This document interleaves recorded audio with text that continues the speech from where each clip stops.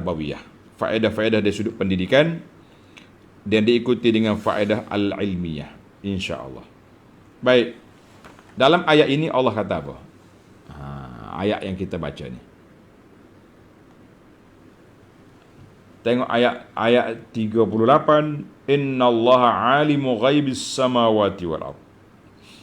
Allah tahu semua yang ada di langit dan di bumi. Innahu alimun bidzatis sudur. Allah Ta'ala tahu apa yang ada dalam hati. Di mana ke hati duduk mana? Ayat ini kata ulama, aina al-qalb, hati duduk di mana? Allah Ta'ala sebut dalam Quran walakin ta'mal qulubul lati fis sudur. Dalam suratul Hajj ayat 46, buta hati yang ada dalam dada. Ini isyarat bahawa pengkalan baik buruk kita tu adalah hati. Kalau kata hati baik, semua orang tunjuk sini. Dalam hadis pun ada Nabi tunjuk al-iman hahuna, iman di sini. Mana pengkalan dia di sini. Tapi di mana dia? Qalbun, di mana qalbun? Adakah qalbun tu, kalau bahasa Arab kata qalbun dengan mana jantung, yang duk pam darah tu, pak tu. Kalau hati loh tu dipanggil kabidun. Kita kata hati. Sebab itulah para ulama pengkaji mengatakan maksudnya hati nurani. Duduk di sini, kawasan dia di sini, pengkalan dia di dada. Alhamdulillah. Sebab tu ulama kata bukan Tuhan tahu dalam dada tu. Tuhan tahu semua, tapi nak tahu dalam hati kamu.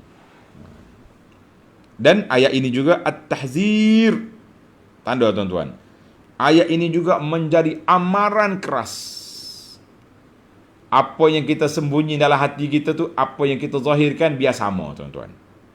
Yang kita bimbangnya zahirnya baik, tapi dalam hatinya kufur. Dalam hati yang munafik, na'udzubillah. Atau bagi orang kita beriman, dalam hatinya riak, takabur, mencari glamour. La. Allah Ta'ala tahu dalam hati. Allah Ta'ala suluh dalam hati kamu. Jadi hati-hatilah kita dengan hati kita ni. Sentiasalah kita gilak hati kita, perbetulkan niat kita, bersihkan hati kita daripada sebarang benda yang buruk, benda yang tak baik. Anda dah tunjukkan kitab kita tu, penawar bagi hati tu, di antara kitab kecil yang sesuai untuk kita nak mula membersihkan hati kita.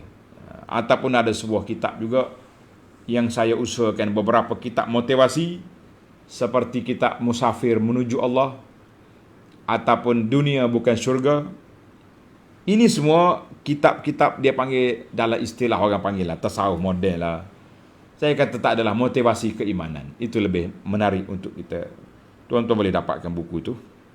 Kalau ada, mudah-mudahan ada manfaatnya dan saya dapat pahala, insya-Allah. Yang kedua, huwallazi ja'alakum khalaifa fil ardi. Huwallazi, tengok ayat 39, Allah yang menjadikan kamu orang yang berkuasa di muka bumi. Tuan-tuan ingat, ayat ini bisyaratun lil mu'minin, menjadi khabar gembira kepada orang mukmin, wa inzarul lil kafirin, amaran kepada puak kafir. Sebab yang dominan di atas dunia ni kafir. Yang dominan atas dunia ni puak kafir. Bermula daripada siapa lagi? Zaman Nabi Nuh, kafir ramai. Zaman Nabi Musa adanya mendiang Fir'aun. Zaman Nabi kita adanya Abu Lahab dengan Abu Jahal. Zaman kita ini adanya kuasa besar tu, kuasa besar ni. Tetapi ingat, Allah janji. Allah kata, aku jadikan kamu khalifatan. Khalif, penguasa atas muka bumi. Jadi kata ulama, ayat ini menjadi bisyarah kepada orang mukmin bahawa kita satu masa akan berkuasa untuk makmurkan bumi ini dengan syariat Allah Azza wa Jalla.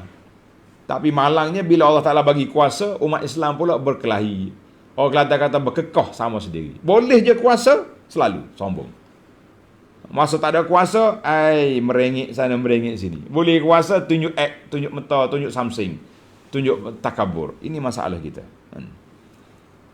Saya nak tunjuk contoh di Malaysia ni, kena marah orang. Kita tengok contoh apa yang berlaku di Afghanistan. Ramai juga pemuda-pemuda kita yang terbang ke Afghanistan untuk membantu lawan dengan pokok komunis Soviet masa tu.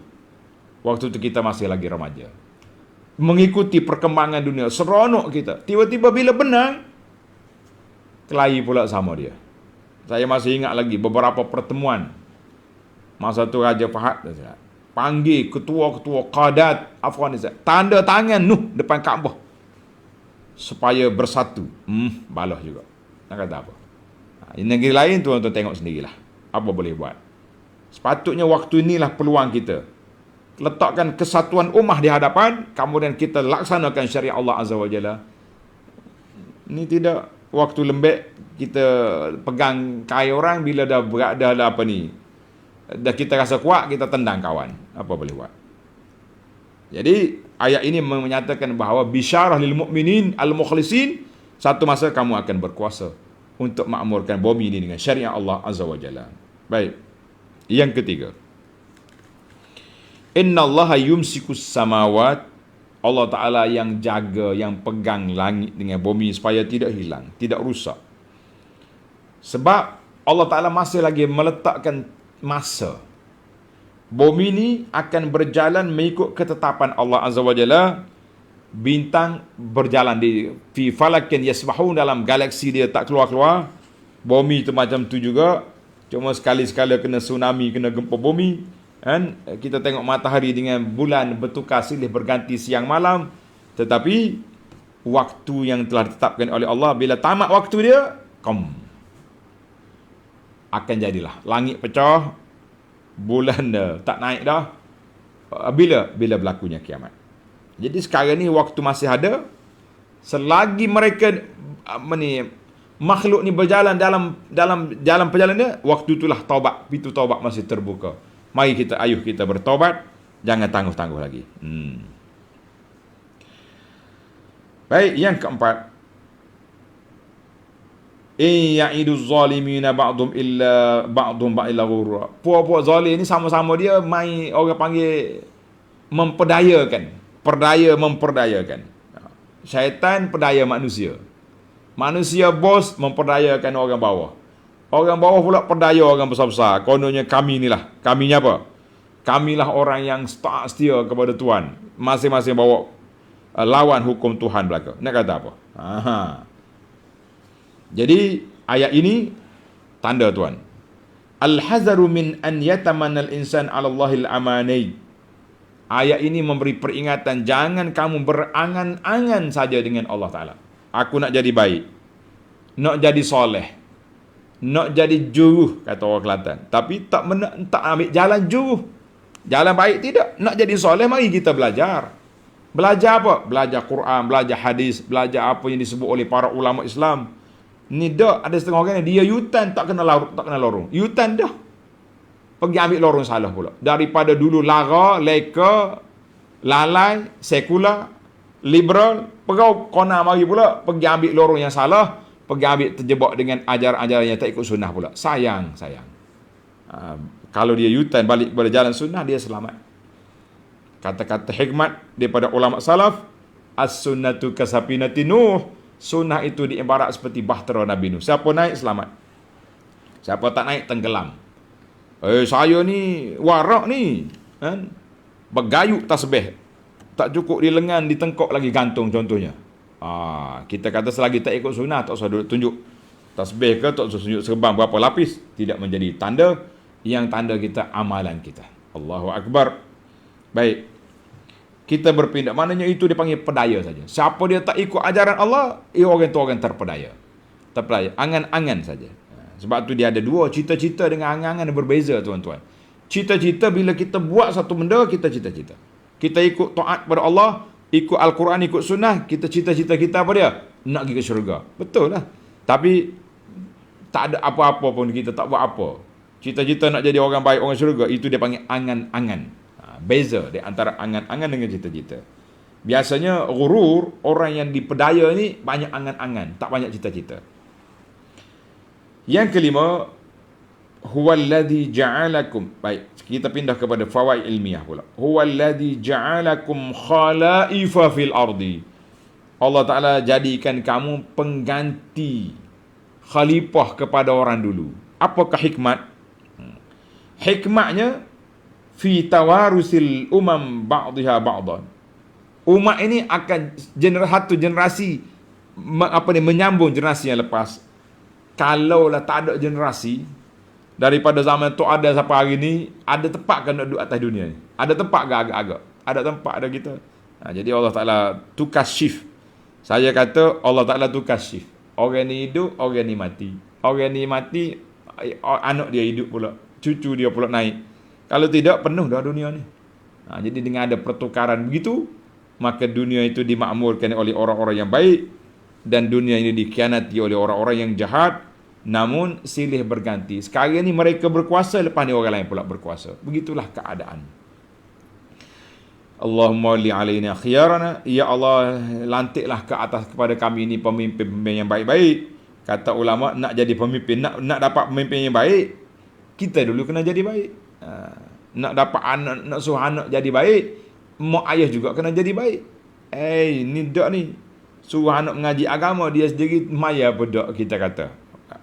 Semaya itu solat lah, tapi macam-macam perangai. Baik, kita pergi kepada yang keenam. وَلَا يَزِيدُ الْكَافِرِينَ كُفْرُهُمْ إِلَّا مَقْتًا. Tidak menambahkan kekufuran itu kecuali menambahkan kemurkaan Allah Azza wa Jalla. Jadi kaedah kata, annal hukma al-mu'allaq ala wasfin. Hukum yang digantung, diikat dengan satu sifat, bertambahnya dengan bertambah sifat. Mana lagi kafir, lagi jahatmu dengan Allah Ta'ala. Kita ni bagi orang beriman pula, lagi banyak kita ibadat, lagi banyak kita buat taqarrub ila Allah, lagi dekat kita dengan Allah. Apa amalan nak dekat dengan Allah? Allah kata yang pertama sekali, jaga fardu, kemudian kamu lakukan yang sunat. Wala yazal 'abdi yataqarrabu ilai bin nawafil hatta uhibba. Allah kata dah di kursi, sentiasa hamba aku melakukan perkara yang sunat sehingga aku sayang kepada dia. Jadi ini sebalik. Maknanya lagi banyak kafir, lagi kuat, lagi berat kemurkaan Allah Ta'ala. Kita orang beriman pula, lagi banyak ibadat, lagi disayangi oleh Allah Azza wa Jalla. Mari kita cari jalan supaya Allah sayang kepada kita. Amin. Yang ketujuh, qauluhu ta'ala, aruni madza khalaqu minal ardh. Tuhan kata, tunjuk pada aku berhala yang kamu sembah tu, tok dewa yang kamu sembah, orang-orang yang kamu percaya ada kuasa tu, tunjuk apa yang dia buat. Syirik. Dalam bahasa tadabbur dia panggil quwwatul Quran fi uslubil munazarah. Quran ajar kepada kita gaya berdebat. Munazarah tu mana debat. Kita nak berhujah dengan puak kafir, ni cara dia. Jadi Allah Ta'ala suruh tanya. Allah Ta'ala cabar dalam ayat ni 3 perkara, tuan-tuan. Tengok, Allah Ta'ala cabar ayat ni 3 perkara. Yang pertama, maza khalaqu minal ardh. Dia buat apa atas muka bumi? Benda yang kamu sembah tu, dia buat apa atas muka bumi? Hal syaraku, adakah mereka juga ada kuasa di langit? Yang ketiga, adakah dia ada kitab perjanjian dengan Allah Ta'ala? 3 ni jawabnya tak jawab semua. Jadi uslub munazarah kita kena buat macam tu. Sebab itulah kalau orang duk percaya ke dewa, percaya ke bendaya ni, kita kata jangan duk percaya benda karut tu. Kuasa ni bawah kuasa Allah Azza wa Jalla. Ni timbul ni sehari dua ni ramalan-ramalan. Ni kita kena beza, tuan-tuan, di antara ramalan kaji cuaca, meteorologi, yang dia tengok secara fizikal dengan radar, dengan alat dia tu. Dia tengok dengan alat dia. Angin daripada negeri ni dengan hujan yang begitu banyak akan menuju ke arah ini. Itu tak salah. Tapi kalau kata ahli falak meramalkan bahawa akan berlaku hujan banjir besar pada waktu sekian-sekian, kita kata itu jangan main-main. Itu ramalan rajman bil ghaib. Yang tengok bintang ni, kaji cuaca ni, dia tengok dengan alat dia, fizikal. Dia tak meramalkan benda tak ada. Pengalaman saya 2015, setelah berlaku banjir besar, kita masih lagi dalam seluk, tak habis lagi, tiba-tiba ada SMS disebarkan. SMS palsu, SMS maudhu' dia panggil ni. Dia sebar, akan berlaku banjir besar sekali ganda lagi daripada yang 2014. Oh sudah. Gelabah kita tuan-tuan. Gelabah. Saya pun pergi tanya di pejabat kaji cuaca ni sebelah pondok kita ni. Sebelah pondok, jiran kita. Yang bekerja pun keluarga kita juga. Tanya. Saya nak tahu ni SMS. Dia kata apa SMS apa ustaz? Percaya apa dengan SMS ni? Tak tahu di mana tempat mesyuarat, bila tarikh, siapa yang hadir. Ini ciri-ciri hadis palsu. Dia kata kami di kaji cuaca tak boleh ramal tahun depan apa berlaku. Tak boleh.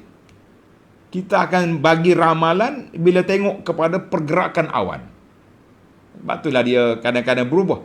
Kita tengok dalam info banjir, berubah.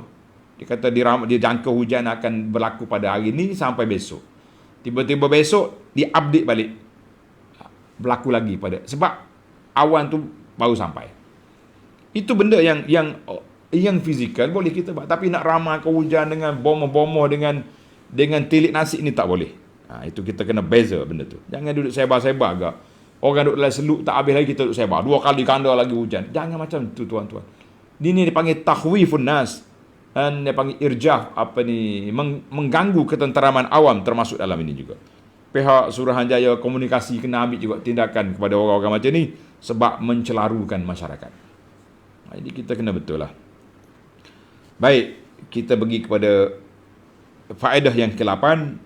Qul ara'aytum syuraka'akumul ladzina tad'una min dunillah aruni madza khalaqu. Jadi la'alla istifhamahum an ru'yati syuraka'ihim. Bila Allah Ta'ala suruh tengok, mu tengok sekutu-sekutu yang kamu kata nak padankan, nak share dengan aku tu, apa yang dia ada kuasanya? Apa kuasa dia? Berkelip mata pun tidak. Jadi ayat ini sekaligus meremehkan, melemahkan, meruntuhkan pegangan orang kafir. Biar dia mikir, betul juga ni. Tapi masalah dia konah juga, dia takwil juga. Kami ni bukan Tuhan, ini semuanya perantara je. Sebab tu kalau tengok dalam rumah merah tu, macam-macam ada gambar. Silap-silap gambar kita pun ada. Gambar Tok Guru ada dalam tu. Dia percaya kepada dewa-dewa karut macam tu. Jangan main. Jadi kita bagi dia, jangan. Jadi masyarakat Islam pun janganlah diajar percaya kepada wali tu penjaga dunia ni, jangan. Ini boleh mengundang benda yang berbahaya tuan-tuan. Nanti orang percaya kepada benda-benda gini boleh bawa kepada kesyirikan. Selain daripada khurafat, naik pada tingkat yang lebih tinggi. Jadi kita kena ajarlah masyarakat kita dengan tauhid yang murni, jangan dicampur adukkan dengan pahaman-pahaman yang pelik-pelik. Tapi hak pelik tu lah orang suka. Hak pelik tu orang suka. Yang kita ajar yang betul, yang tak pelik ni, apa ustaz? Qala Allah, qala Rasul. Itu yang kerja dia. Kita nak kata-kata tu ayah yang kemah ni baru jadi betul. Baiklah. Yang ke-9, Allah Ta'ala sebut ayat terakhir kita baca, innallaha yumsikus samawati wal ardh. Allah Ta'ala kata, aku tahan langit ni tak pecah. Walaupun Tuhan memang nak marah. Dalam ayat tadilah, ayat surah Maryam tadi. Bila orang kata Tuhan ada anak, langit nak pecah, nak runtuh. Bumi bergoncang. Bukit-bukit nak hancur. Anda'au lirrahmani walada. Sebab dia kata Tuhan ada anak. Tapi Tuhan kata tak apalah. Aku yang bersifat haliman ghafura. Aku tahan kemurkaan. Mudah-mudahan kamu insaf, kamu beriman. Berapa ramai orang yang kafir. Orang Kelantan kata kafir lak-lak. Akhirnya menjadi pejuang Islam. Sebagaimana yang berlaku pada Abu Sufyan. Abu Sufyan lawan Nabi 20 tahun. Akhirnya jadi pembela Islam. Anak-anak dia, khalifah Islam. Dia jadi bapa mertua Nabi. Ya Allah, banyak peluang yang Allah Ta'ala berikan. Peluang-peluang ini semoga kita insaf, kita sedar, kita tinggalkan maksiat, tinggalkan mungkar, kembali ke jalan yang diridai oleh Allah Azza wa Jalla. Kalau tidak, mati habis orang dalam dunia ini. Yang terakhir, yang ke-10, Allah kata innahu kana haliman ghafura. Allah Ta'ala tu lemah lembut, pengampun. Ulama tadabbur kata isbatul hikmah. Ayat ini nak mengisbatkan hikmah, kebijaksanaan Allah Azza wa Jalla, li'annahu 'allala. Allah Ta'ala sebut sebab apa aku tak runtuhkan bumi, langit. Sebab apa aku tak goncangkan bumi? Kenapa aku tak hancurkan bukit bukau walaupun mereka buat macam-macam, tuduh macam-macam kepada Allah? Bikauni zalika muqtada hilmihi wa maghfiratihi, semata-mata duduk di bawah lemah lembut kasihan belas Allah Ta'ala dan keampunan dia kepada hamba dia yang bersalah, diberi peluang. Mudah-mudahan mereka kembali kepada Allah. Kita ni hari ni alhamdulillah, tuan-tuan dan puan-puan, kita diberi peluang oleh Allah kembali kepada Allah. Mari kita kembali mempelajari kitab Allah, kita kembali mempelajari sunnah Rasulullah sallallahu alaihi wasallam, kita kembali bersimpuh di hadapan Allah pagi, petang, siang, malam, menyatakan bahawa kita berhajat kepada Allah. Mudah-mudahan Allah layakkan kita ke syurganya. Amin ya rabbal alamin. Subhanakallahumma bihamdika asyhadu an la ilaha illa anta astaghfiruka wa atubu ilaik. Wa sallallahu ala nabiyyina Muhammad wa ala alihi wa sahbihi ajma'in. Walhamdulillahi rabbil alamin. Wassalamu alaikum warahmatullahi wabarakatuh.